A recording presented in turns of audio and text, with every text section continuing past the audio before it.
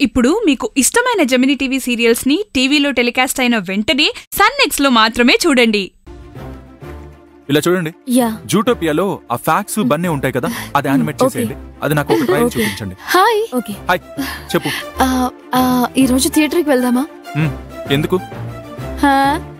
Cricket ఆడుకోవడానికి. తప్పుకో.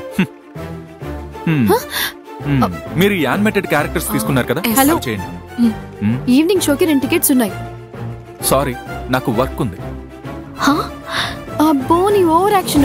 ఈయన వర్క్ చేస్తేనే కంపెనీ అంతా రన్ అవుతున్నట్టు బిల్డప్.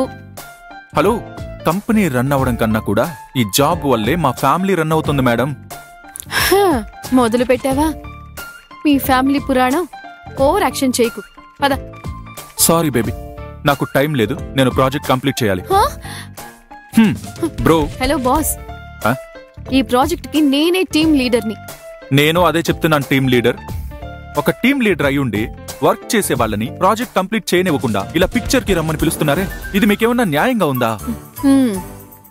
కరెక్టే. అప్పుడైతే నువ్వు నాతో రాను అంటున్నావా?